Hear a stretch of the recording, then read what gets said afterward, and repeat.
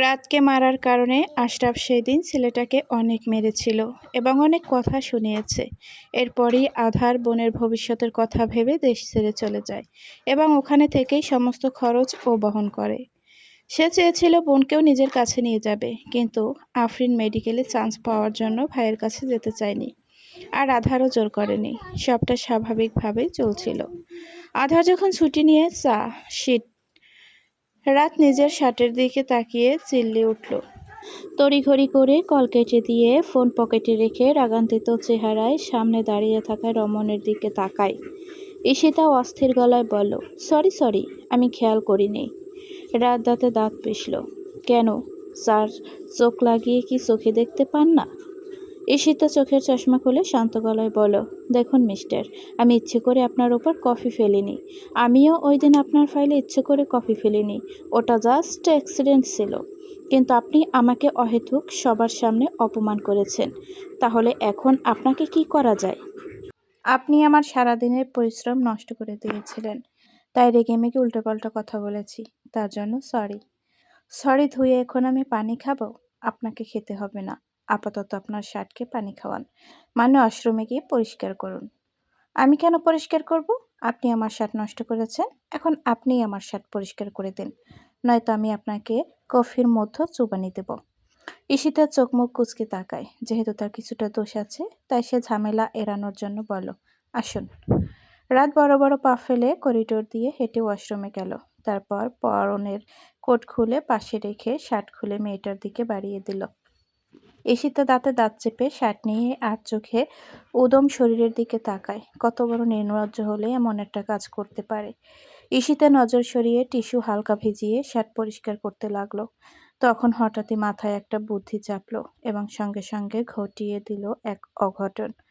Shirt coat মুহূর্তে বেসিনের মতো ফেলে দিয়ে পিছনে ঘুরে এক দৌড়ে পালিয়ে গেল। মেয়েটার এখন কাজে রাত বাগরুদ্ধ হয়ে যায়। সে দ্রুত শার্ট কোট তুলে নেয়, কিন্তু কোনো লাভ হলো না। অলরেডি সম্পূর্ণ পোশাক ভিজে একাকার হয়ে গেছে। সে এখন পরবেটা কি? রাত রেগেমেগে শার্ট কোট ফ্লোরের মাঝে ছড়ে মেরে দাঁতে দাঁত পিষে বলে উঠল, আমি আপনাকে দেখে নিব মিস। তিথি আজ ভীষণ খুশি। অবশেষে সে তার ভালোবাসার মানুষটিকে নিজের করে পেতে চলেছে।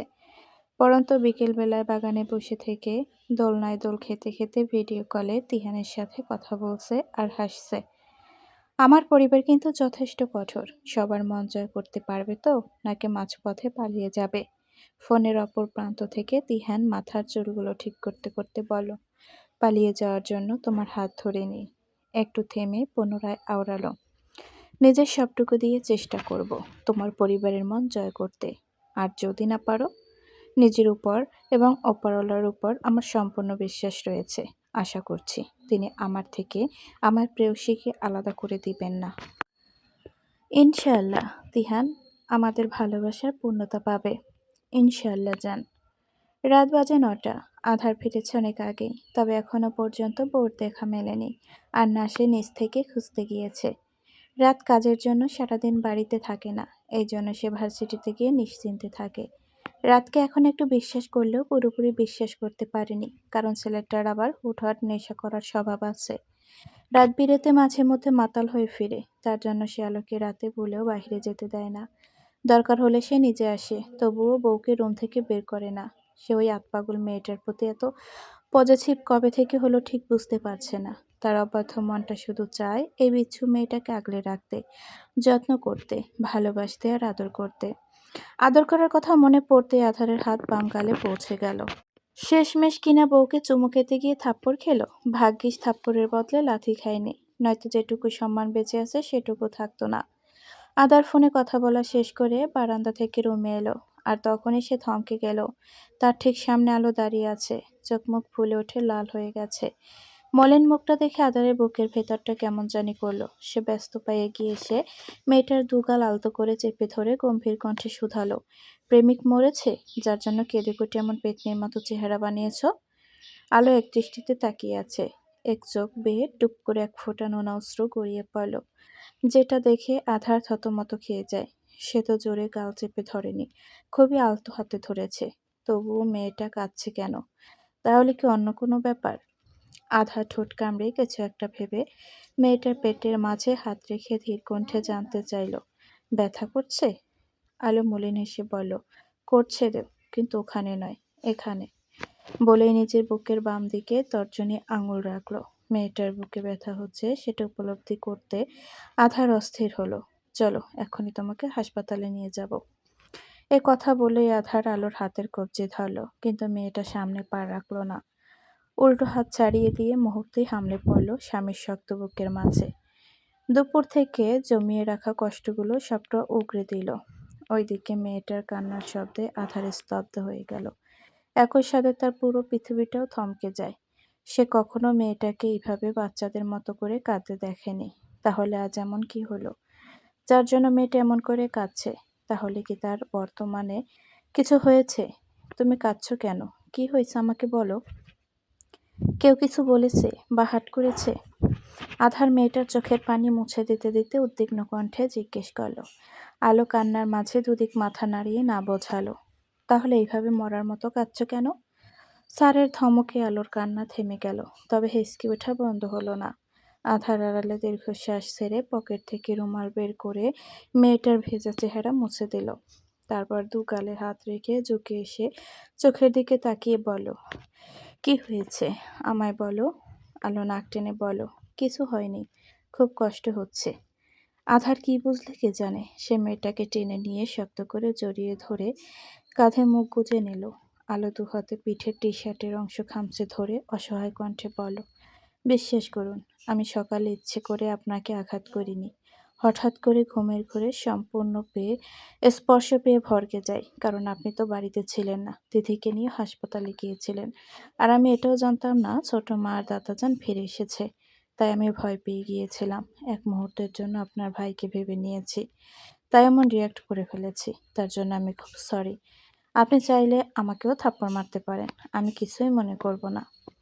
আধার ঘাড় থেকে মুখ তুলে মেয়েটার অশ্রুসিক্ত নয়নের দিকে তাকায়। তারপর এক ভুরু উঁচিয়ে জিজ্ঞেস করল, আমার হাতের থাপ্পড় সহ্য করতে পারবে তোমার ওই নরম তুলতুলে গাল? আলো কিছুক্ষণ চুপ থেকে নিজের বাম গালটা এগিয়ে দিয়ে এসে বলল, সহ্য করে নেব। আধার প্রত্যুত্তরে কিছু না বলে মেয়েটার পাতলা কোমর চেপে ধরে গালের মাঝে ঠোঁট ডুবিয়ে দিল। আলো অবাক হলেও পর মুহূর্তে চোখ বুঝে স্বামীর আদরটুকু গ্রহণ করলো। কিছুটা সময় নিয়ে পুরো চেহারায় ঠোঁট ছুঁয়ে দিল। তারপর কাঁপাতে থাকা গোলাপি ঠোঁটের দিকে এগিয়ে এলে আলো তৎক্ষণাৎ মুখ সরিয়ে নিল। এতে আধারের কপাল কুঁচকে যায়। সে বিরক্তিতে আওড়ালো, কি সমস্যা? আলো নাক ফুলিয়ে বলল, আপনি গতরাতে আমাকে বকেছেন। আধার গালে নাক ঘষাঘষি করে ফিসফিসিয়ে বলল, আমিই বকবো, আবার আমিই আদর করব। আলো সরু চোখে তাকায়। আধার কপালের সাথে কপাল ঠেকিয়ে ধীর কণ্ঠে বলল, এখন একটা বড় চুমু খেতে পারি, নাকি সকালের মতো আরো চড় মারবেন মিসেস আদার খান? আলো কিছু না বলে চোখ মুখ বন্ধ করে নিল। আধার আনমনে হেসে মেয়েটার দুহাত কাঁধের উপর তুলে দিয়ে সে দুহাতে কোমর চেপে ধরে ঘনিষ্ঠ করে নিয়ে ঠোঁটের মাঝে ঠোঁট ছোঁয়াতেই দরজায় ঠক ঠক আওয়াজ হলো। এতে আধার প্রচুর বিরক্ত হয়। সামান্য একটা চুমু খেতে পারছে না সে। ওইদিকে আলোর খুব হাসি পেল, তবে হাসল না। সে নিজেকে ছাড়িয়ে নেওয়ার সময় দুই পায়ের পাতায় ভর দিয়ে উঁচু হয়ে স্বামীর ঠোঁটে পরপর দুবার চুমে খেল।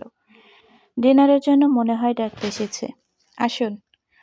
কথা বলে আলো নিচ থেকে ওড়না তুলে মাথায় ভালো করে পেঁচিয়ে নিয়ে ওয়াশরুম থেকে চোখ মুখ ধুয়ে এসে দরজা খুলে দেখে তিথি দাঁড়িয়ে আছে।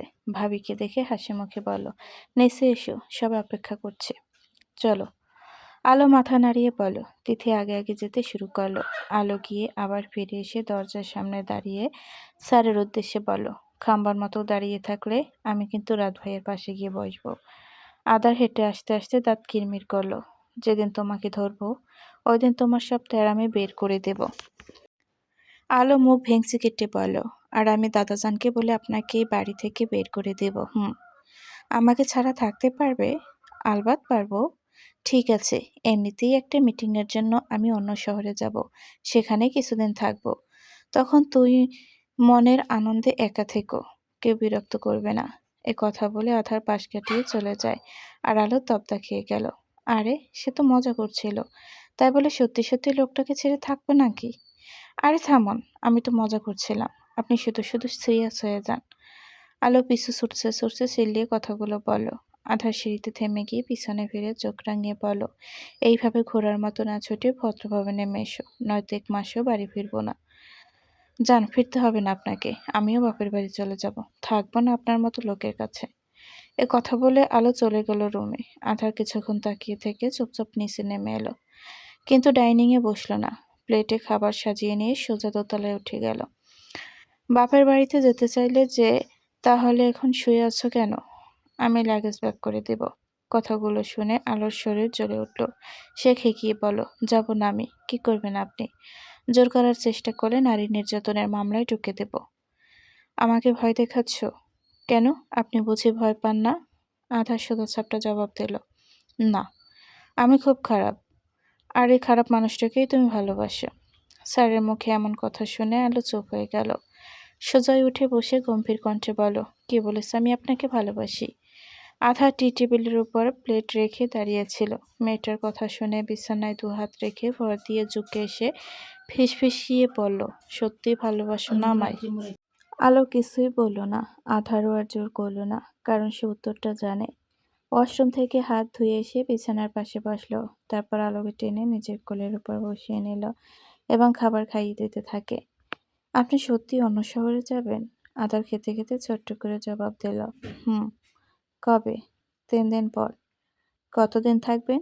সঠিক বলতে পারছি না। কাজ শেষ হলেই চলে আসব।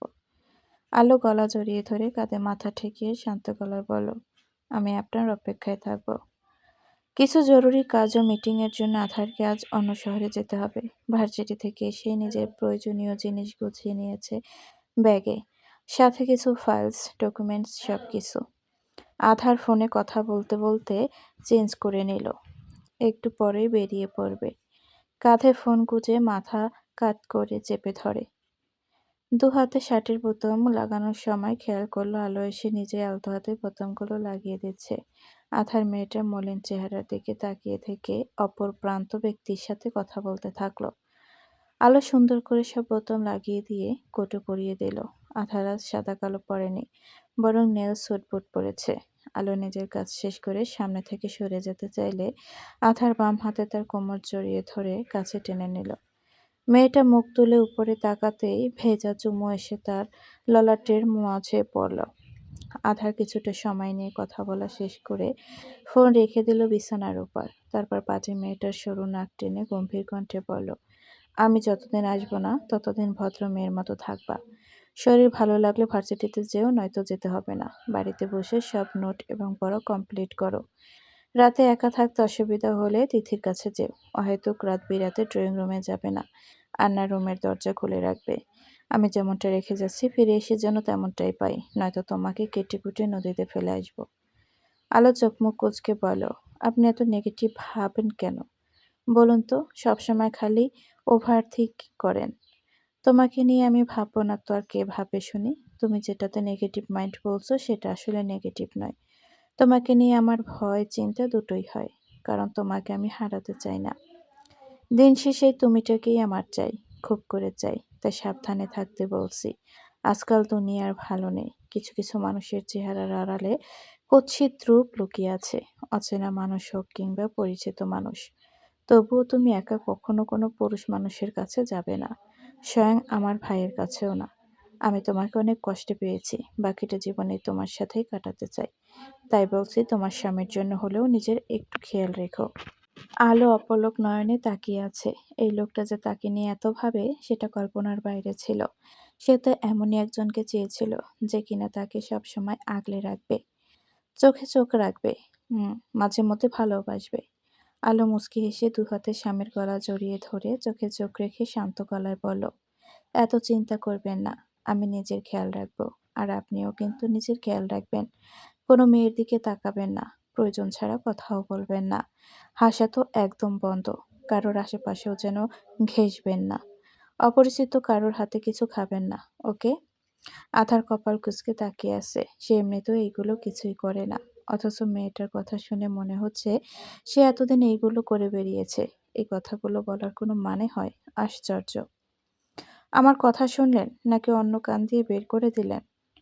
আজকাল কানে কম শুনতেছি, তাই তোমার কথাগুলো বুঝতে পারিনি। So sad. আলো দাঁত কটমট করল। তার বেলায় হাজার হাজার নিষেধাজ্ঞা, আর নিজের বেলায় একটুও না। এটা আবার কেমন নিয়ম? এমন করে বাদরের মতো গলায় ঝুলে না থেকে সরো, আমাকে রেডি হতে হবে।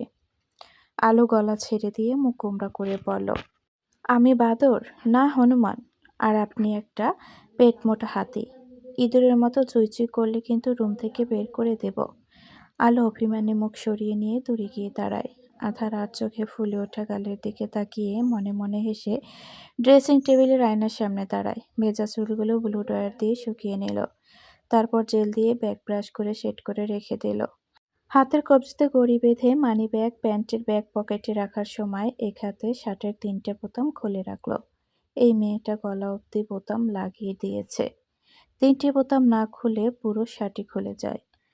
একথা কর্ণগহ্বরে পৌঁছাতে আধার হাত থেমে গেল। ও কিছু না বলে চুপচাপ শার্টের ৩টি বোতাম লাগিয়ে পড়ল। আর কিছু? আলো ভাব নিয়ে পড়ল, জলদি ফিরে আসা হোক, নয়তো খানবাড়ির দরজা আপনার জন্য বন্ধ। নো প্রবলেম, এ বাড়িতে আসবো না। আলো অদ্ভুত চোখে তাকায়। এই শয়তান লোকটা আর কখনো ভালো হবে না। সারা জীবন তেরাবাসী হয়ে থাকবে। সে একরাশ মন খারাপ নিয়ে রুম থেকে চলে যেতে শুরু করলো, কিন্তু দরজার চৌকাঠ পেরোতে পারল না। তার আগে এই লোকটা ঝড়ের বেগে তেড়ে এসে তাকে দেয়ালের সাথে চেপে ধরল এবং গম্ভীর কণ্ঠে বলে ওঠে, যেতে বলেছি তোমাকে। আলো অভিমানী সুরে বলল, বাদর হনুমান ইঁদুর থেকে কি করবে? আদর নিবে এবং দিবে। একথা বলে আধার এক হাতে মেয়েটার দুগাল চেপে ধরে ঠোঁটের মাঝে ঠোঁট ডুবিয়ে দিল। আলো বড় বড় চোখে তাকিয়ে আছে। লোকটা যে এখন এমন কাজ করতে পারে সেটা ভাবতেও পারেনি। সে চোখের পল্লব চাপড়িয়ে দু হাতে কোটের কলার চেপে ধরল। রেসপন্ড টু মি মিসেস খান। আধার কয়েক মিনিট পর ঠোঁট ছেড়ে ফিসফিসিয়ে কথাটা বলে আবারও মত্ত হলো রমণীর কোমল ঠোঁটের মাঝে। সময় গড়ালো, উন্মাদনা বাড়ল। শক্তপোক্ত হাতের এলোমেলো স্পর্শে এবং পুরো ঠোঁটের তীব্র ছোঁয়ায় আলো হাঁপিয়ে উঠেছে। সে রেসপন্স না করে উল্টো দু হাতে চওড়া বুক ঠেলে সরাতে চাইল, কারণ সে ঠিকমতো নিঃশ্বাস নিতে পারছে না। এই মিসকে শয়তান লোকটা আজ ইচ্ছে করে ওয়াইল্ড হচ্ছে। এতদিন কি সুন্দর করে সফটলি চুম্বন করত, আর আজ বেটার রাফলি চুম্বন করতে ব্যস্ত। তোমাকে রেসপন্স করতে বলেছি, এভাবে গরুর মতো ঠেলাঠেলি করতে নয়। আধার জোরে জোরে শ্বাস নিতে নিতে হিসিয়ে বলে। সে কবে ফিরবে জানে না, তাই এখন একটু মন ভরে মেয়েটাকে আদর করতে চাচ্ছে, অথচ এই বেকুব মেয়েটা তাকে দূরে সরিয়ে দিতেই ব্যস্ত। আধার নিজেকে সামলে নিয়ে আলোকে ছেড়ে দিয়ে গম গম গলায় বলে, বেরিয়ে যাও রুম থেকে, আর বাহিরে গিয়ে মির্কি রোগীর মতো কাঁপাকাঁপি করো। আলো বুক কমছে ধরে হাঁপাতে হাঁপাতে ছলছল চোখে তাকায়। সে কি ইচ্ছে করে এমন করে নাকি? দম আটকে এলে বাধা দেবে না তো কি করবে? এই লোকটা কি তাকে রোবট ভাবে, নাকি নিজের মতে অনুভূতিহীন ভাবে, যে ছুঁয়ে দিলেও কোনো রিয়্যাক্ট করবে না?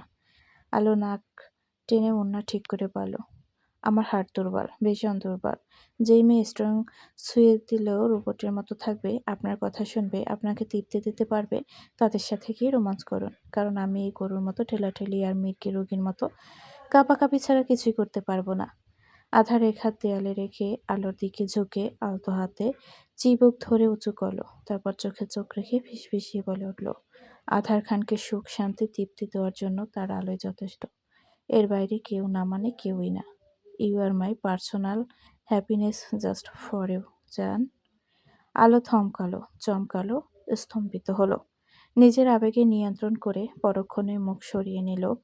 আধার গালে পরপর দুটো চুমু খেলো। রাগ করে না জান, এইভাবে কেউ বললে আর রেগে থাকা যায়? যায় না তো। তেমনি করে আলো পারল না রাগ করে থাকতে। তবে সে বাহিরে কিছু প্রকাশ না করে স্বাভাবিক গলায় বলল, আপনার দেরি হয়ে যাচ্ছে। আধার কিছু না বলে সরে গেল। নিজেকে ঠিক করে ব্যাগ নিয়ে দরজার দিকে আসতেই আলোর সামনে এসে পথ আটকে দাঁড়ালো। কিছু বলবে? 5 মিনিট হবে। আধার হাতঘড়ির দিকে এক পলক তাকিয়ে বলল, কিন্তু কেন? আলো চটজলদি সোফার উপর দাঁড়িয়ে ইশারায় বোঝালো তার সামনে আসতে। আধার কপাল কুঁচকে মেয়েটার সামনে যায়। আলো হেসে দুই হাতে প্রিয় মানুষটার গলা জড়িয়ে ধরে কপালে, দুই চোখের পাতায়, নাকে, দু গালে ও থুতনিতে ছোট ছোট চুমু খেলো। আধার ঠোঁট কামড়ে হেসে মেয়েটার লাজুক চেহারার দিকে তাকিয়ে রইল। সে তো এতটুকু আদর চেয়েছিল। সাবধানে ড্রাইভ করবেন, আর রাস্তাঘাট দেখে শুনে যাবেন, ঠিক আছে? আধার বাধ্য ছেলের ন্যায় মাথা নাড়িয়ে বলল, ঠিক আছে ম্যাডাম। আলো বাম হাতে মানুষটার চোখ দুটো ঢেকে লালচে ঠোঁটে অনেকগুলো চুমু খেলো। তারপর শক্ত করে জড়িয়ে ধরে ঘাড়ে মুখ গুজে কান্নারত কণ্ঠে বলল, আমি আপনাকে খুব মিস করব। আধারের মনের মাঝে প্রশান্তির বাতাস বয়ে যায়। অবাধ্য পিছুটানের এই একটাই বড় কারণ তার, যার জন্য সে সবকিছু বদলেছে, স্বয়ং নিজেকেও। আধার চোখ বুঝে অর্ধাঙ্গিনীকে গভীরভাবে আলিঙ্গন করল। মেয়েটার মাথায় হাত বুলিয়ে দিতে দিতে ধীর কণ্ঠে আওড়ালো, মন খারাপ করো না, যত দ্রুত সম্ভব আমি তোমার কাছে ফিরে আসব। কেটেছে 4 দিন। বড় ভাইয়ের কথা মতো রাত তিহানের ব্যাপারে সব খোঁজখবর নিয়েছে। ছেলেটা যথেষ্ট ভালো এবং তার পরিবারও ভালো। মির্জা বংশের একমাত্র ছেলে হয় এখনও কাজকর্মতে যোগ দেয়নি। লেখাপড়া শেষ করে তবেই নিজেদের কোম্পানিতে যোগদান করার প্ল্যান আছে। রাত অফিস থেকে এমার্জেন্সি ছুটি নিয়ে চট্টগ্রামে গিয়েছে তিহানের সাথে কথা বলতে। কোনো দিকই তার খারাপ মনে হয়নি, আর তিহানের পুরো পরিবারের ব্যাপারে জানলে তহমিনা খান তো এক পায়ে রাজি হয়ে যাবেন। এসব ভেবে আনমনে হাসল। ফোন কলে বড় ভাইয়ের সাথে তিহানের বিষয় নিয়ে কথা বলতে বলতে গাড়ি থেকে নামল। সে 2 দিন পর মাত্র বাড়ি ফিরল। সামনে হাঁটতে হাঁটতে তার নজর বাগানে যায়। আলো গুনগুন করতে করতে পানির পাইপ দিয়ে ফুল গাছে পানি দিচ্ছে, আর তিথি দোলনায় বসে থেকে ফোনে কারোর সাথে কথা বলছে। হঠাৎই রাতের মাথায় শয়তানি বুদ্ধি এলো। সে মনে মনে গরুর হেসে ভাইয়ের উদ্দেশ্যে বলল, তোমার পুচকে বউ বর্তমানে কি করছে জানো? জরুরি আলাপ আলোচনার মধ্যে হুট করে বউয়ের কথা শুনে আধারের জ্বর শক্ত হয়ে উঠল। সে দাঁত চিবিয়ে চিবিয়ে বলল, তুই এবার ওর আশেপাশে গেছিস? একই বাড়িতে থাকি, সেখানে আশেপাশে যাওয়াটা স্বাভাবিক। বাই দ্য ওয়ে স্যার, আপনার বউ বর্তমানে হেসে হেসে একটা ছেলের সাথে কথা বলছে, তাও ভিডিও কলে। কোনো মেয়ে ব্লাশ করলে যে এত কিউট লাগে সেটা বোম্বাই মরিসকে না দেখলে জানতামই না। উফ, পুরোই পিঙ্ক বারবি ডল। আধারের মেজাজ খারাপ হলো। সে দাঁতে দাঁত চেপে বলল, ঢাকায় ফিরতে দে, তারপর তোকে দেখে নিচ্ছি। ঠিক আছে, এখন আমি তোমার বউকে দেখি। By bro. বলেই খট করে লাইন কেটে দিল। শব্দ করে হেসে উঠল। আচমকা হাসির শব্দ শুনে আলো তিথি দুজনেই চমকে ওঠে। আলো তড়িৎ পাইপ নিয়ে পিছনে ঘুরে দাঁড়ায়। সঙ্গে সঙ্গে রাতের হাসি গায়েব হয়ে গেল এবং মুহূর্তেই ভিজে একাকার হয়ে উঠল। তিথি এই দৃশ্যটা দেখে খিলখিল করে হেসে ওঠে। রাত 2 হাতে পানি থেকে নিজেকে আড়াল করতে করতে চেঁচিয়ে বলল, স্টুপিড মেয়ে, পানির নল সরাও, নয়তো তোমাকে সুইমিং পুলে ফেলে দেব। আলো তড়িঘড়ি করে নল সরিয়ে মাথা চুলকে আমতা আমতা করে বলার চেষ্টা করল, সরি ভাইয়া, আমি আসলে বুঝতে পারিনি। রাত কিছু না বলে মাথার চুল ঝাড়তে ঝাড়তে বাড়ির ভেতর যেতে যেতে বিড়বিড় করে বলে ওঠে, এই আকাম কুকাম করার মেশিনটাকে আধার খান কিভাবে সহ্য করবে কে জানে। আলো সাহেবের গোসল শেষ করে শরীরে তোয়ালে পেঁচিয়ে ওয়াশরুম থেকে বেরিয়ে এলো। আলমারি খুলে পোশাক বের করতেই ফোনটা বেজে উঠল। সে বিছানার কাছে এগিয়ে এসে ফোন হাতে নিয়ে দেখে আধার স্যার কল দিয়েছে। আলো দ্রুত কল রিসিভ করে কানে ধরতে ওপাশ থেকে শুনতে পেল, ল্যাপটপ অন করো। ব্যাস, এটা বলেই লাইন কেটে দিল। আলো ভুরু কুচকে কিছুক্ষণ ফোনের দিকে তাকিয়ে থেকে ল্যাপটপ নিয়ে সোফায় বসে অন করতেই ভিডিও কল এলো। মেয়েটা এক পলক নিজের দিকে তাকিয়ে ভাবলো ধরবে না, কিন্তু পরক্ষণে কিছু একটা ভেবে কল রিসিভ করলো। আধার জল শক্ত করে কিছু বলার জন্য মুখ খুলছিল, কিন্তু কিছু আর বলা হয়ে উঠল না। মুহূর্তেই তার অশান্ত হৃদয়টা হুট করে শান্ত হয়ে গেল।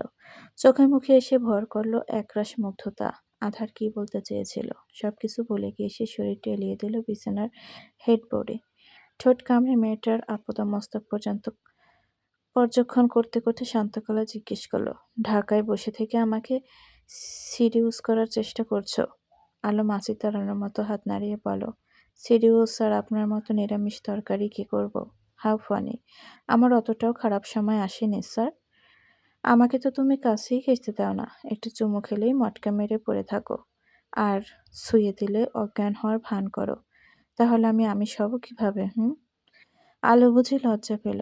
সে এতে ওতে তাকাতে তাকাতে বিড়বিড় করে বলল, আমিষ হতে হবে না, এমন নিরামিষই হয়ে থাকুন। আধার কিছু একটা ভেবে জানতে চাইল, হঠাৎ সন্ধ্যাবেলায় গোসল? আমি চলে এসেছি আর নিজের গোসল ছেড়ে বেরিয়ে এসেছ? অসময়ে গোসল করে যদি অসুখ বাঁধাও, তাহলে হাসপাতালে 1 বছরের জন্য রেখে আসবো। আলো গোমরা মুখে বলল, ইচ্ছে করে করিনি তো, আসলে তিথি আর আমি বাগানে ছিলাম। ও একটা ফুল নিতে চেয়েছিল, আর আমি ভেতরে প্রবেশ করে ফুল ছিঁড়তে গিয়ে কাদামাটিতে আছাড় খেয়েছি।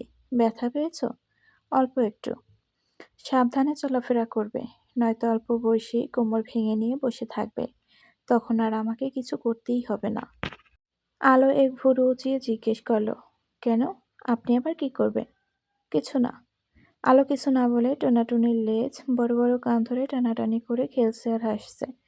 অপর প্রান্ত থেকে আথার ঠোঁটের কোণে হাত রেখে অপলক নয়নে মেয়েটার হাসি দেখছে। একসময় শান্ত গলায় জিজ্ঞেস করলো, আজ কি কারোর সাথে ভিডিও কলে কথা বলেছিলে? না তো। কেন? হুম, এমনি জিজ্ঞেস করলাম। আচ্ছা, তুমি চেঞ্জ করে নাও। আধার বাহিরে স্বাভাবিক থাকলে মনে মনে বেশ ক্ষিপ্ত হয়েছে। বাড়ি ফিরে আগে রাতের কানের নিচে কয়েকটা লাগাবে, তারপর শান্ত হবে। কত বড় সাহস ছেলেটা! তার বউয়ের নামে কুটনামি করছে, আবার তারিখ আছে। এই ছেলেটা সবকিছুতেই পিএইচডি করে এসেছে, সাথে পাড়া প্রতিবেশী মহিলাদের মতো কুটনামিতেও। আধার আড়ালে দীর্ঘশ্বাস ছেড়ে ল্যাপটপের উইন্ডো নামতে যাবে, ঠিক তখন স্ক্রিনে ভেসে ওঠা অপ্রসিত এক দৃশ্য দেখে মুহূর্তে হার্টবিট থমকে গেল। অন্যদিকে আলো হতভম্বের ন্যায় তড়িঘড়ি করে ফ্লোর থেকে সফেদ তোয়ালে তুলে শরীরে জড়িয়ে নিয়ে চট করে ল্যাপটপের সামনে থেকে সরে যায়। ইস, কি লজ্জা, কি লজ্জা! সে তো ওঠার সময় খেয়ালই করেনি তোয়ালে ঢিল হয়ে গেছে। ফলস্বরূপ মানুষটার সামনেই থাক, আর ভাবতে পারল না বেচারি। সে সব সময় কিছু না কিছু অঘটন ঘটিয়ে বসে থাকে। আজকের পর আর তোয়ালে পরে রুমে আসবে না। ধুর, ধুর। মিসেস খান। হুম। স্বামীর ডাকে আড়াল থেকেই সাড়া দিল আলো। তখনই শুনতে পেল গম্ভীর কণ্ঠে বলা কিছু অপ্রত্যাশিত বাক্য। ভোর রাতে ফিরছি, নিজেকে প্রস্তুত রেখো। রাতে সকল কাজ শেষ করে হোটেল থেকে চেক আউট করে আধার প্রয়োজনীয় সবকিছু নিয়ে গাড়িতে উঠে তৎক্ষণাৎ বেরিয়ে পড়ল ঢাকার উদ্দেশ্যে। সে মূলত সিলেট এসেছিল। ঢাকা থেকে আনুমানিক ৭-৮ ঘন্টার পথ। জ্যামে আটকা না পড়লে ভোরের আগে পৌঁছাতে পারবে। সে আগেই ঠিক করেছিল সকালে গিয়ে মেয়েটাকে সারপ্রাইজ দেবে। কিন্তু সন্ধ্যাবেলার অপ্রত্যাশিত কিছু দৃশ্য দেখে সে নিজের সিদ্ধান্ত চেঞ্জ করেছে। তার এখন শরীর মন দুটোই ওই বিচ্ছু মেয়েটা চাচ্ছে। অথচ আগে কখনো এমনটা হয়নি তার সাথে। কতবার মেয়েটাকে গভীরভাবে দেখেছে, তখন মনটা এত অস্থির হয়নি যতটা আজ হচ্ছে। প্রেমে পড়লে বুঝি এমনই হয়। জীবনটা এলোমেলো হয়ে যায়। না চাইতেও হৃদয়টা বেইমানি করে বসে। আধার জোরে শ্বাস নিয়ে এক হাতে ফোনের লক খুলে স্ক্রিনের দিকে তাকায়, যেখানে আলোর হাস্যোজ্জ্বল ছবিটা জ্বলজ্বল করছে। এই ছবিটা সে লুকিয়ে তুলেছিল। মেয়েটা বাগানে টোনাটুনিকে নিয়ে খেলছিল আর খিলখিল করে হাসছিল। আধার এক দৃষ্টিতে কিছুক্ষণ তাকিয়ে থেকে ফোনটা নিজের বুকের মাঝে চেপে ধরে অস্ফুট স্বরে বিড়বিড় করল, আধার খানের পুরো অস্তিত্ব জুড়ে রয়েছে তুমি। প্রতিটা নিঃশ্বাসে তোমাকে অনুভব করি। এই 4টে দিন আমার কাছে 4 বছর সমান মনে হয়েছে। সে খবর কি তুমি রেখে মুছছো? তুমি কি জানো তোমার পচা ছাড় তোমাকে ঠিক কতটা চায় আর ভালোবাসে? যদি জানতে, তাহলে আমাকে এইভাবে প্রতিনিয়ত তড়পাতে না। কখনো কি ভেবেছিলে, যাকে সবচেয়ে বেশি অপছন্দ করি তাকেই একসময় পাগলের মতো ভালোবাসবো? তুমি আমার অন্ধকার জীবনে এক মুঠো চাঁদের আলো হয়ে এসেছিলে, আর আজ আমি সেই আলোতেই সুখ খুঁজে পাই। তোমার মতো একটা আতপাগল মেয়েকে কবে এত ভালোবেসে ফেললাম বলো তো? এটার উত্তর আমার কাছেও নেই। শুধু জানি আলোবিহীন আধার থাকতে পারবে না, কিছুতেই পারবে না। প্রিয় বন্ধুরা, আজকের পর্বটা তোমাদের কাছে কেমন লেগেছে অবশ্যই কমেন্ট করে জানিও, এবং চ্যানেলে নতুন হয়ে থাকলে চ্যানেলটি সাবস্ক্রাইব করে পরিবারের সাথে যুক্ত হয়ে যাও। তো ভালো থাকবে সবাই। আল্লাহ হাফেজ।